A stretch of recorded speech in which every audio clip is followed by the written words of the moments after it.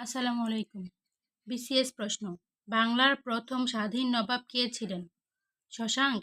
650 থেকে 750 পর্যন্ত এই 100 বছর পর্যন্ত সময়কাল মাচ্ছন্যায় নামে পরিচিত ছিল। শশাঙ্কের মৃত্যুর পর সিরাজউদ্দৌলা হচ্ছেন বাংলার শেষ স্বাধীন নবাব। বাংলার শেষ স্বাধীন নবাব হচ্ছেন সিরাজউদ্দৌলা এবং তার সময়কাল ছিল 1756 থেকে 1757 পর্যন্ত। মুর্শিদ কুলি খান হচ্ছেন বাংলার প্রথম স্বাধীন নবাব এবং তার সময়কাল হচ্ছে 1717 থেকে 1727 সালে। তার মৃত্যুর পর তার দায়িত্ব শেষ হয়।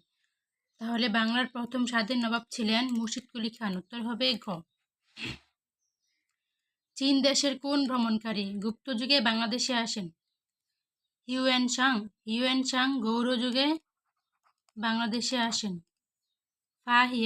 হিউয়েন সাংও চীন দেশের ভ্রমণকারী। হিউয়েন সাংও ছিলেন চীন দেশের ভ্রমণকারী। ফাহিয়েন আসেন গুপ্ত যুগে। ফাহিয়েন গুপ্ত যুগে বাংলাদেশে আসেন এবং মেগাস্থিনিস আসেন মৌর্য যুগে। মৌর্য যুগের প্রথম পরিব্রাজক হচ্ছেন মেগাস্থিনিস। তাহলে সঠিক উত্তর হবে খ, ফাহিয়েন। চীন দেশের কোন ভ্রমণকারী গুপ্ত যুগে বাংলাদেশে আসেন? ফাহিয়েন। ধন্যবাদ সবাইকে।